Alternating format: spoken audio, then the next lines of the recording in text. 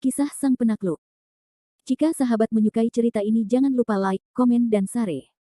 Terima kasih. Bab 547-548 Teknik Genggaman Ganda. Kereta menuju Laut Cina Selatan sudah lebih dari setengah perjalanan, dan langit di luar kereta mulai menggelap. Di gerbong kelas 2 dan 3, sebagian besar orang sudah tenang dari pengalaman mereka sebelumnya. Meskipun ada beberapa bisikan dan diskusi, hanya ada sedikit. Sebagian besar dari mereka beristirahat di meja saat langit di luar mulai menggelap. Di bagian paling belakang gerbong, wajah Yu Haoran pucat pasi. Ekspresinya penuh dengan kecanggungan, dan dari waktu ke waktu dia akan mengangkat kepalanya untuk melirik Yu Haoran sebelum dengan cepat menundukkannya. Dia tampak seperti anak kecil yang telah melakukan kesalahan. Adegan yang diperankan Yu Haoran dan Qian Zong sama sekali di luar dugaan semua orang, menambah variabel pada perjalanan Yi Zong ke Laut Selatan. Namun, atas permintaan orang yang bersangkutan dan setelah pertimbangan cermat dari para guru, masalah itu berlalu dengan tenang, dan mereka tidak terlalu banyak menanganinya. Bagaimanapun, para siswa sangat bersemangat setelah perjalanan mereka, dan mengingat pengaruh buruk dari masalah ini, disepakati bahwa mereka akan menundanya dan kembali ke sekolah untuk membahasnya. Seiring berjalannya waktu, kekuatan obat dalam tubuh Qian Zong juga berangsur-angsur menghilang. Meskipun tubuh bagian bawahnya masih terasa akan meledak, untungnya kesadarannya telah pulih dan dia tidak akan sembrono seperti sebelumnya. Namun, emosi Yu Haoran jauh lebih menakutkan. Dia menahan rasa sakit di pantatnya dan tidak mengatakan sepatah kata pun, takut orang lain akan merasa terlalu gugup. Gadis yang duduk di sebelah Yu Haoran juga masih dalam keadaan terkejut. Tatapannya sedikit tidak fokus saat dia menatap Yu Haoran dan kemudian meliriknya dengan takut. Jika hal seperti itu baru saja terjadi, bagaimana dia tahu bagaimana menghadapinya?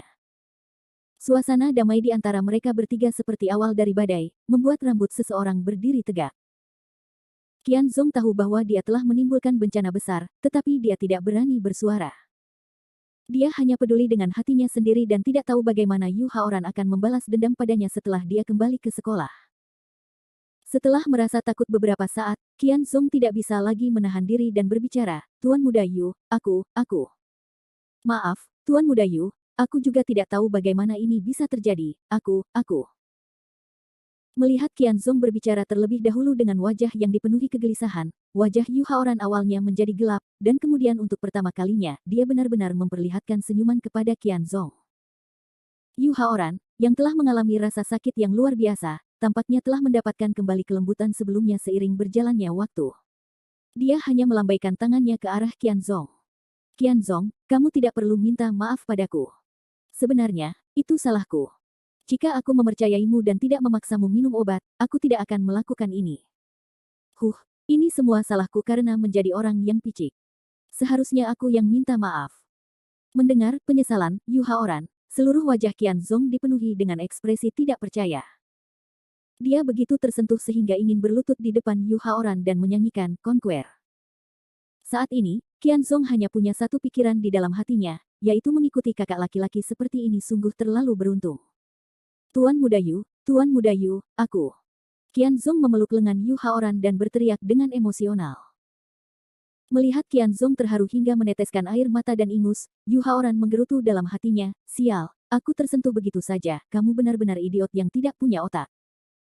Aku akan membiarkanmu pergi untuk saat ini, aku akan membiarkanmu bocah nakal itu setia pada bajingan Kevin Ye ini. Ketika aku kembali ke sekolah, aku akan melihat bagaimana aku bisa menghadapimu." Proses berpikir Yu Haoran sebenarnya sangat sederhana. Setelah insiden emosional itu, reputasinya mungkin akan hancur. Di kereta ini, selain Qian Zong, mungkin tidak ada orang lain yang bisa menggunakannya. Oleh karena itu, Yu Haoran harus menstabilkan Qian Zong dan membuatnya bekerja keras untuknya. Adapun hal-hal seperti melunasi hutang setelah musim gugur, itu harus menunggu sampai akhir musim gugur. Sekarang, di mata Yu Haoran, yang terpenting adalah menghadapi Kevin Ye. Harus dikatakan bahwa keadaan pikiran Yu Haoran sudah benar-benar tidak normal. Jika Kevin Ye membuatnya mempermalukan dirinya sendiri di depan 3 kelas, maka dia, Yu Haoran, harus membayarnya 10 kali lipat, 100 kali lipat. Memikirkannya lagi, Yu Haoran sekali lagi mengalihkan pandangannya ke arah Qian Zong yang menangis. Yu Haoran mengangkat tangannya, pura-pura menepuk bahu Qian Zong dan berkata dengan lembut, baiklah, Qian Zong, jangan menangis. Aku tidak menyalahkanmu dalam semua ini, kamu masih saudara terbaikku, Yu Haoran. Mengatakan itu, alis Yu Haoran merosot, dan terus berbicara tentang masalah ini, kita hanya bisa menyalahkan Kevin Ye. Jika bukan karena bocah nakal itu yang mempermainkan kita, bagaimana kita saudara-saudara akan kehilangan begitu banyak muka hari ini? Mendengar kata-kata Yu Haoran, Qianzong menjadi pintar, dan menggertakkan giginya pada Kevin Ye. Itu benar, Tuan Muda Yu benar sekali. Aku curiga bahwa Kevin Ye sama sekali tidak minum secangkir air itu, dia hanya sengaja berpura-pura untuk menipu kita. Yu Haoran mendengarkan Qianzong dan mengangguk, aku juga berpikir begitu. Setelah mengatakan itu, Yu Haoran menghantamkan tinjunya ke kursi di sampingnya, dengan keras meninjunya, dan dengan wajah penuh kemarahan, jika aku tidak melepaskan nafas ini hari ini, maka aku, Yu Haoran, tidak perlu tinggal di sekolah ini lagi. Benar, Tuan Muda Yu, Kevin Ye memang terlalu jahat. Kali ini kita harus menghukumnya dengan baik, kalau tidak, saat kita kembali ke sekolah, bocah itu akan tetap berada di langit. Amarah Qianzong mulai mendidih, dan di bawah bimbingan Yu Haoran, semua amarah di kepalanya juga mulai membara. Tepat saat Yu Haoran dan Qianzong sedang berdiskusi tentang cara mengurus Kevin Ye dengan serius, gadis di samping Yu Haoran benar-benar mengerucutkan bibirnya dan terkekeh dengan wajah yang manis. Haoran, bukankah ini hanya mengurus Kevin Ye, apakah ada yang perlu dibahas di sini? Aku punya cara untuk menghadapi bocah bodoh. Yu Haoran dan Qianzong sama-sama terkejut saat mereka menoleh untuk melihat gadis yang baru saja berbicara. Gadis ini bernama Fang Minli, dan berada di kelas yang sama dengan Yu Haoran. Di kelas 3, Fang Minli dikenal luas sebagai wanita yang genit, dan semua orang bisa melihat bahwa dia dan Yu Haoran berselingkuh. Tentu saja, Fang Minli juga merupakan pacar Yu Haoran di kampus sekolah menengah pertama nomor 1. Namun, sebutan pacar tampaknya tidak akurat. Tepatnya, Fang Minli dan Yu Haoran adalah tipe teman. Meskipun wajahnya tampak sangat mirip dengan warna merah bersih, semuanya terbuat dari riasan. Bahkan jika dia dibandingkan dengan gadis cantik sekolah seperti Mia Fang dan Lana Qin dengan cara ini, itu seperti membandingkan awan dan lumpur. Mendengar bahwa Fang Minli punya cara, Yu Haoran langsung menjadi bersemangat, tangannya mencengkeram pinggang ramping Fang Minli, dia menjadi semakin kompak, sayang, cara bagus apa yang kamu punya, ceritakan padaku. Fang Minli terkekeh, lalu dengan malu-malu mendekati telinga Yu Haoran, dan secara misterius membisikkan beberapa kalimat ke telinganya. Semakin banyak Yu Haoran mendengar, semakin dia menyukainya, dan semakin dia tersenyum, baiklah, ini ide yang bagus. Jika berhasil, si bodoh Kevin Ye itu tidak hanya akan kehilangan reputasinya, dia juga harus menderita beberapa tahun penjara. Setelah selesai berbicara, Yu Haoran tanpa sadar merasakan sedikit kekhawatiran, dan berpura-pura menggerakkan jarinya untuk membelai wajah Fang Minli, sambil berkata, namun, sayang, jika kita melaksanakan rencana ini, itu akan sulit bagimu. Dia dengan genit duduk di kaki Yu Haoran, dan berkata, Haoran, dia bersedia melakukan apa saja untukmu. Katakan padaku, dia sudah memberikan begitu banyak kepadamu, bagaimana kamu akan membalasnya? Dengan kalimat itu, bahkan Yu Haoran tidak dapat menahan rasa lemas di sekujur tubuhnya. Yu Haoran tertawa nakal sambil mencubit pantat Fang Minli yang kencang dengan jarinya, menyebabkan Fang Minli berteriak marah, sayang, kamu telah melakukan pengorbanan yang begitu besar, aku bisa memberikan apapun yang kamu inginkan. Fang Minli kemudian tertawa puas, dan dengan malu berkata, akhir-akhir ini aku menyukai tas hem, Haoran, bagaimana menurutmu? Yu Haoran berkata tanpa ragu, aku akan membelikannya untukmu saat kita kembali. Hebat. Haoran, aku tahu kau akan memperlakukanku dengan baik.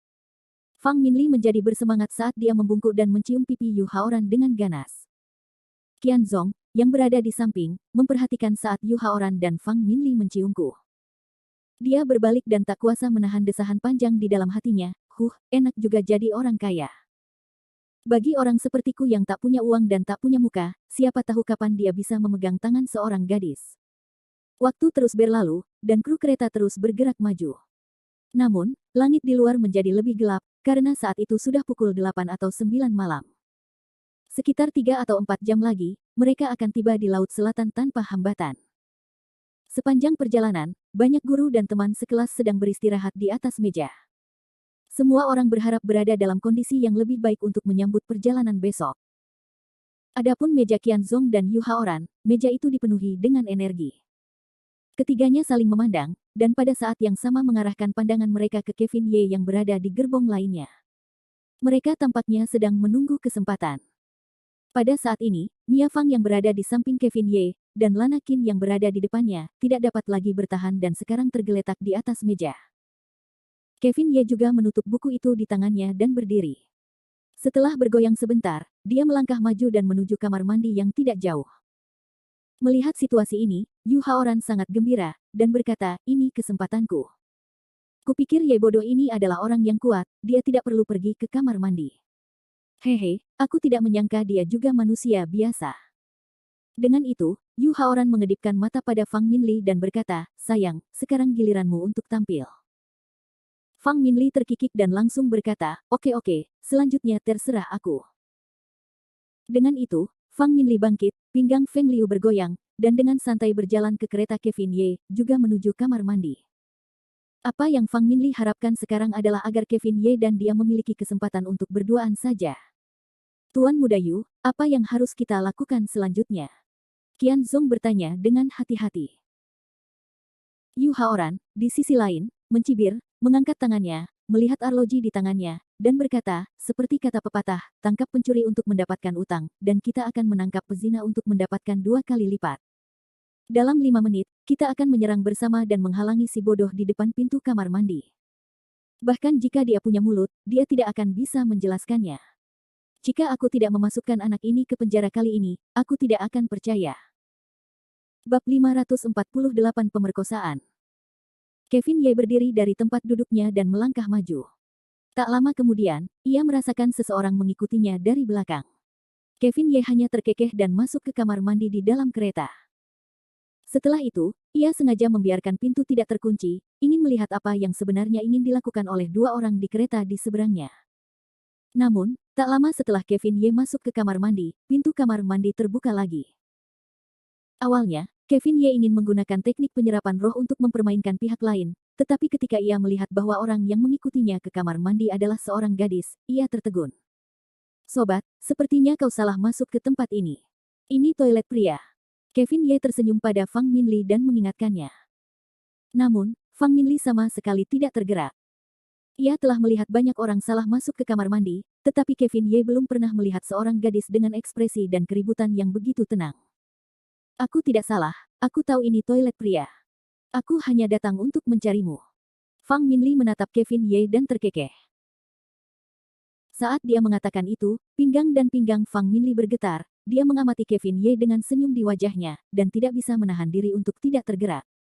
Dia menggigit jarinya, ekspresinya sangat memikat.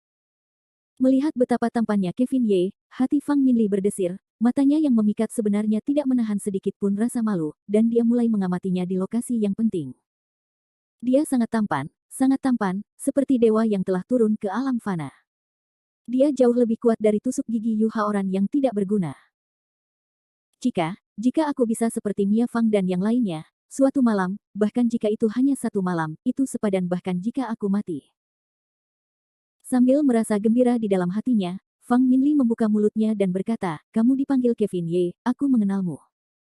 Aku telah melihat fotomu di BBS di kampus, tetapi kamu jauh lebih tampan daripada mereka. Terima kasih atas pujianmu, tetapi aku harus pergi ke toilet sekarang.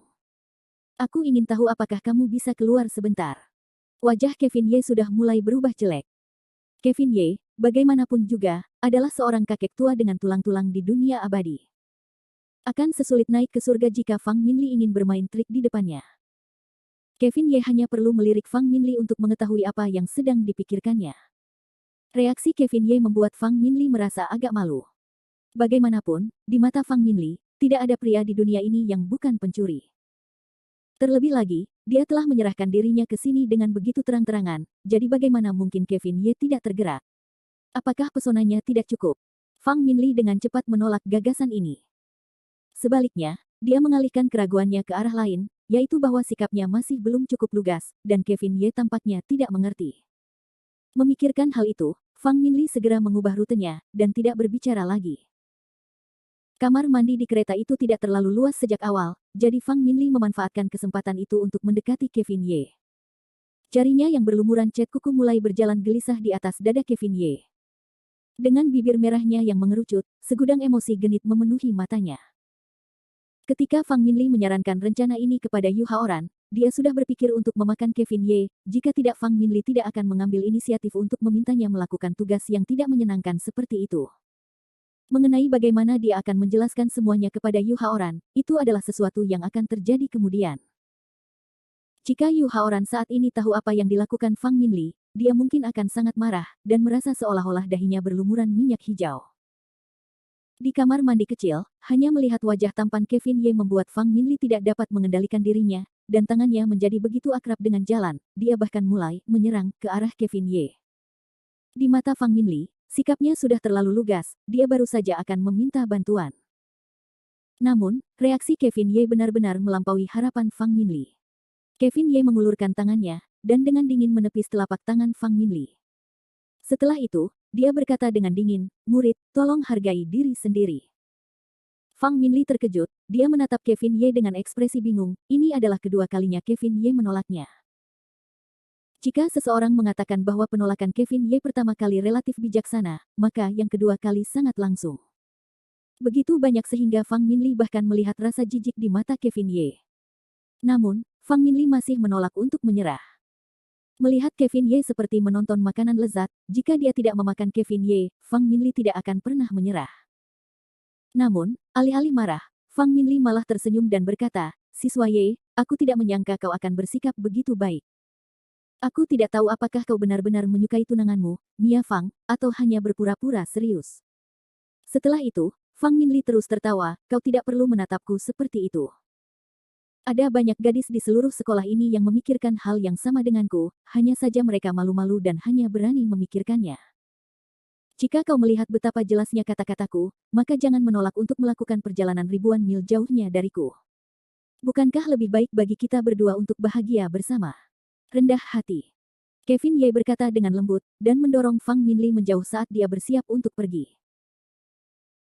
Awalnya, Kevin Ye mengira itu karena dua orang di kereta yang berlawanan yang telah mempermainkannya, ia tidak pernah menyangka akan bertemu dengan gadis seperti Fang Minli yang berinisiatif membalikkan keadaan padanya.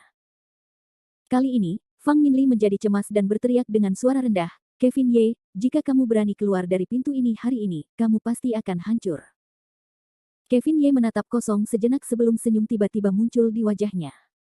Dia berbalik dan berkata, "Baiklah, aku ingin melihat bagaimana aku akan berakhir dalam situasi tanpa harapan seperti ini." Melihat bahwa dia telah berhasil menarik perhatian Kevin Ye, Fang Minli tertawa sekali lagi, "Aku tidak takut untuk memberitahumu, Yu Haoran dan Qian Zong dari kelas 3 ada di luar sekarang. Mereka mengirimku ke sini untuk merayu kamu, dan begitu kamu keluar, kamu akan dipukul oleh mereka." Mendengar itu, Kevin Ye langsung tertawa senang, dan tidak bergegas keluar, tetapi menoleh ke Fang Minli dan berkata, "Haha, aku bertanya-tanya, mengapa kue pai jatuh dari langit tanpa alasan, jadi benar-benar ada hal seperti itu." Fang Minli memainkan rambut panjangnya dengan sikap sombong, dan berkata, "Tentu saja. Dalam situasi ini, hanya aku yang bisa membantumu. Kau menolongku. Maukah kau menolongku?" Kevin Ye tersenyum dan bertanya. Melihat Kevin Ye yang gemetar, Fang Minli tak kuasa menahan diri untuk menyerang Kevin Ye lagi. Dengan jemarinya mengait ke pipi Kevin Ye yang tampan, ia berkata, "Tentu saja, kau sangat tampan, dan jauh lebih kuat dari Yu Haoran itu. Siapa yang tidak akan kutolong?" Setelah ia berbicara, Fang Minli mendekat ke Kevin Ye, payudaranya yang lembut bergesekan dengan dadanya 2 kali. Dengan suara sehalus sutra, dia berkata, "Asalkan kau patuh mengikutiku sebentar, lalu kembali ke sekolah untuk mengakui pada semua orang bahwa aku pacarmu, dan menyingkirkan Mia Fang, aku akan membantumu melewati krisis ini." Kalau tidak, hehe, saat dia berbicara, Fang Minli sudah mulai mengulurkan tangannya untuk membuka gaun di dadanya, memperlihatkan gaun putih kepada Kevin Ye. Jika itu adalah pria lain yang melakukan ini, dia pasti sudah tidak mampu menahan amarah di hatinya dan langsung mendorong Fang Minli ke tanah. Tapi Kevin Ye berbeda. Meskipun Kevin Ye terkenal sebagai dewa angin, Kevin Ye tidak akan pernah melihat makhluk jelek seperti Fang Minli. Tepat ketika Fang Minli mengira bahwa dia telah menangkap Kevin Ye mendorongnya dengan punggung tangannya sekali lagi. Kemudian, Kevin Ye berkata dengan nada dingin, "Murid, aku tidak tahu apakah kau masih tahu tentang kata tidak tahu malu. Tapi aku sarankan kamu berhenti berpikir seperti ini, kalau tidak, itu hanya akan mempermalukan dirimu sendiri." Fang Minli benar-benar tercengang, ini sudah ketiga kalinya Kevin Ye menolaknya. Meskipun Kevin Ye tampan, masih ada beberapa hal yang bisa dilakukan dengan mudah, dan tidak bisa diulang terus-menerus. Melihat tatapan menghina dan meremehkan Kevin Ye, Fang Minli menjadi marah. Kevin Ye, apakah kamu benar-benar ingin menolakku? Apakah aku selemah itu sehingga kamu bahkan tidak akan bisa melihatku lagi? Kevin Ye mencibir, murid, ada pepatah bagus yang mengatakan, jika jalanmu berbeda, maka tidak ada gunanya berbicara lagi. Bagus, bagus, bagus.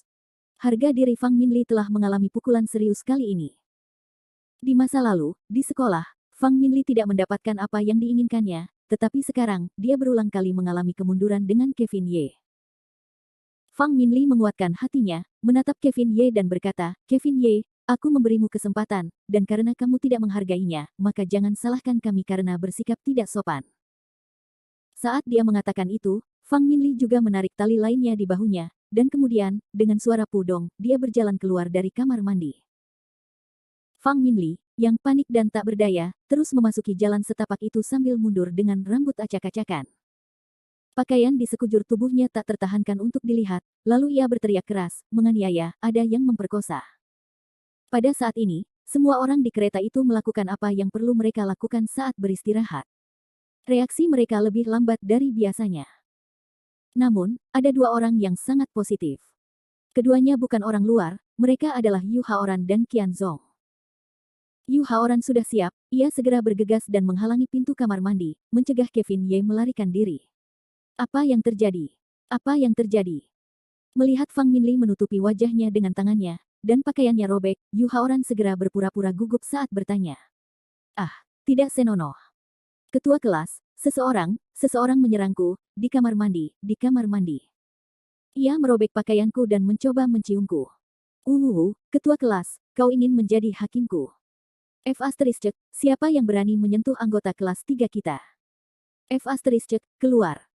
Yu Haoran segera memperlihatkan wajah merah dan lehernya yang tebal, dan mulai mengumpat dengan keras. Namun, sejak awal, Yu Haoran tidak memilih untuk membuka pintu kamar mandi, karena tidak banyak siswa yang menonton. Jika dia ingin membunuh Kevin Ye, dia perlu menemukan cukup banyak saksi. Jadi, mereka harus menunggu sampai semua siswa kelas 11 datang sebelum mereka dapat membuka pintu. Pada saat itu, mereka akan menabrak Kevin Ye dan keluar. Di depan Yu Haoran dan Qian Zong, Fang Minli tidak bisa menahan diri untuk tidak menutupi wajahnya dan terisak terus-menerus. Itu Kevin Ye, orang mesum di dalam adalah Kevin Ye, yang kelas 2 kelas 11. Dalam sekejap, seluruh kru kereta menjadi gempar, beberapa orang bahkan mulai berjalan menuju ke arah kejadian. Kevin Ye yang berada di kamar mandi tertawa nakal dan berpikir dalam hati, ketiga orang ini, mereka tampaknya bekerja sama dengan sangat baik, tampaknya benar-benar ada sesuatu yang terjadi.